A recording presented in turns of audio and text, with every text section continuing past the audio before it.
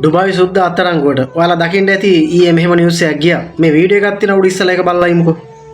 අප දුන්නොත් අපි ඊට පස්සේ ආයෙ නැවත ශක්තිමත් වෙලා මේකත් වඩා හොඳට අපි දේශපාලන ඉදිරියට කරගෙන යනවා. මේ ආණ්ඩුව පෙරලන්නේ. ආණ්ඩුව පෙරලලා ආයෙ නැවත අපි බලයක් කරගෙන මේ මිනිස්සුන්ගේ මිනිස්සුන්ට දිනව ප්‍රශ්න තමයි. මිනිස්සුන්ට මේ ආණ්ඩුව පත්වනයි කියලා මිනිස්සුන්ට දැනෙන ප්‍රශ්නයක් විසඳුම් ලැබිලා නැහැ. මිනිස්සුන්ට අවශ්‍ය කරන විසඳුම් වලට අපි නායකත්වය දීලා අපි අලුත් ආණ්ඩුවක් එකමුතු ආණ්ඩුවක් මේ අහිංසක ත්‍රිවිල් එකේ ඉන්න මිනිස්සුකෙන් ඇහුවා නම් ඒ මිනිස්සු කියයි සිස්ටම් එක චේන්ජ් වෙලාද නැද්ද කියන එක. තාම මිනිස්සුන්ට දැවෙන විසඳුම් ලැබිලා නැහැ. හරිද? අහිංසක ත්‍රිවිල් එකේ ඉන්න මිනිස්සුන්ගේ කැලි ටික ගලවලා විනාශ කළා දාපු විතරයි උනේ. අපි කියනවා පාරට බහලා පොඩි මිනිහගේ තනියයි ඉතින් ගිහින් ආලා බලන්න මේ ආණ්ඩුව තාම දැනෙන්න මිනිස්සුන්ට කියපු විදියට කයිවාරු ගහපු විදියට විසඳුම් ලැබිලා තියෙනවා. අද කතා කරන මට හෙට වෙඩි තියලා යන තත්ත්වයක් අද රටේ උදා වෙලා තියෙන්නේ. ඒ නිසා ඔයා මගේ වැඩි ප්‍රශ්න අහන්න එපා. ඊළඟ බිල්ල මං වෙයිද දන්නේ නැහැ. අර අම්ම කෙනෙක්ගෙන් අහන්න. ඒ අම්මලා විවිධ දුක වේදනා අම්මලා කියයි. ඒ අම්මලාට කිසිම ආණ්ඩුවකින් කිසිම වරක් ප්‍රසාදයක් නැහැ. ඕගොල්ලන්ගේ ආණ්ඩුවෙනුත් ඕගොල්ලන්ගේ කිව්වා එනවෙක පෙන්ෂන් එකක්ද මොකක්ද අද? ඔය දාපු වීඩියෝ එක ඩුබායි සුද්දා ඊයේ අත්අඩංගුවට ගන්න ඉස්සලා දැනට ටික දවස් ඉස්සලා ඔය දැනට ටික දවස් ඉස්සලා දාපු ටෝක් එකක් ඔය. ඔය දැන් මොකද වෙලා තියෙන්නේ? දැන් ඔය මහලුකොට මිනිස්සුන්ගේ ප්‍රශ්න ගැන කතා කරනෝනේ. මේ ඇවිල්ලා කෑගල්ල පැත්තේ හැරි කොහේ හැරි ප්‍රාදේශ සභාවක UMP හැරි සමග ජන බලවේගය හැරි ඉන්න ප්‍රාදේශ සභා මන්ත්‍රීවරයෙක්. එතකොට මේ මිනිස්සයා දැකලා ඇති ඔය සෝෂල් මීඩියා එක හරහා සල්ලි බෙදනවා. ඊට පස්සේ විශේෂයෙන් වැඩියෙන් කරේ මෙයා සෝෂල් මීඩියා එක හරහා හොයාගෙන මිනිස්සු හොයාගෙන රට යවන කේස් එක.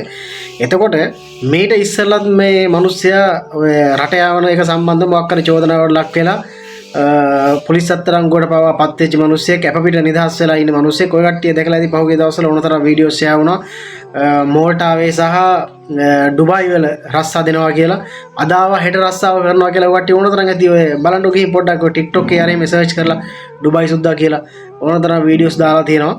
එතකොට මේ ඊයේ දැන් අරෙස්ට් කරලා දෙනවා කියන්නේ ගිරුල්ලේ පැත්තේ මිනිස්සෙක්ගෙන් ලක්ෂ 7ක් අරන් තියෙනවා වංචා කරලා තියෙනවා රට රැකියාව කරන් දෙන්නම් කියලා දුන්න නැතිකමට. ඒතර මේ මිනිස්සයා විදේශ සේවා නියුක්ති කාර්යාංශයට කරපු පැමිණිල්ලකට අනුව අත්අඩංගුවට අරන් තියෙන්නේ. දැන් මේ මොකද්ද කරන්නේ බලන්නකො මෙයා කියන කතාව. දැන් කට්ටිය වීඩියෝ එක බැලුවනම් අහන්න ඇතිනේ. මේ මොකද දැන් මේ ප්‍රශ්නේ වෙලා තියෙන්නේ මේ ආණ්ඩුව පෙරලන්න හදන්නේ මිනිස්සුන්ට තියෙන ආදරේ නෙවෙයි. මුන්ගේ මේ වගේ හොර ජඩ වැඩ මගඩි වැඩ කරන මිනිස්සුන්ට දැන් කරගන්න බෑනේ. ඒ වගේ උන්ට නිතරම මුක්කු ගහනවා පොලිසියෙන් ගහනවා ආණ්ඩුවෙන් ගහනවා. එහෙම වුණාට පස්සේ තමන්ට රිසිසේ අර ඉස්සල්ලා කරපු ජඩ වැඩ කරගෙන යන්න බෑ. අන්න ඒකයි මේ ප්‍රශ්නේ වෙලා තියෙන්නේ. නැත්තම් වෙන ප්‍රශ්නයක් නෙවෙයි. මිනිස්සුන්ගේ ප්‍රශ්න විසඳන්නවත් එහෙම නැත්තම් මේ සමාජයේ තියෙන ප්‍රශ්න විසඳන්නවත් එහෙම කේස් එකක් නෙවෙයි. අහුවෙන්න එපා කවදාවත් මූ ඇවිල්ලා මේ රට යවන සීන් එකට හේතුව තමයි මේ මිනිස්සයා යවනවා කියන්නේ විසිට් වීසා. මාස 2යි 3යි ඒක එක්ස්පයර් වුණාට පස්සේ විසිට් වීසා ඔය සංචාරක වීසා කියලා යන්නේ මම දන්න විදිහට මාස 2යි නැත්තම් 3යි. ඔය මාස 2 හරි 3 හරි ඉවරෙන් ඉස්සරහා ලංකාවට එන්න ඕනේ. එහෙම නැතුව කවුරු හරි කෙනෙක් කොහේ රටක රැඳිලා ඉන්නවා නම් ඒක ඇවිල්ලා අනවසර නැති සිරීමක් විදියට ඔය රටක ඕන ආරක්ෂක අංශයකට අත්අඩංගුවට ගන්න පුළුවන්. පොලිසියට අත්අඩංගුවට ගන්න පුළුවන්. අධිකරණ දාන්න පුළුවන්. නීතිමය ක්‍රියාමාර්ග ගන්න පුළුවන්. එහෙනම් රට යන්න ඉන්න මිනිස්සු ඉන්නවා නම් මං කියන්නේ මේ වගේ මිනිස්සුන්ට අහුවෙලා බොරුවට තමන්ගේ සල්ලි වේදම් කරන තවත් නොදන්න රටකට ගිහින් අමාරු වැටෙන්න හදන්න එපා. මේ ඇවිල්ලා තනිකර වංචා ප්‍රෝඩා. ඉතින් රට යවනවා නම් හොඳ විදිහට යවන්න පුළුවන්. කියන්නේ රට ගිහින් රස්සාවක් කර විදිහට තැනකට යවන්න පුළුවන්. ඉතින් ඇයි එහෙමනම් විසිට් වීසා වුණේ යවන්නේ? ප්‍රශ්නයක් තියෙනවනේ. මොකක් කර නීතිමය ප්‍රශ්නයක් තියෙන හින්දා තමයි මේ විදිහට යවන්නේ. මේ මිනිස්සු අනාතයි.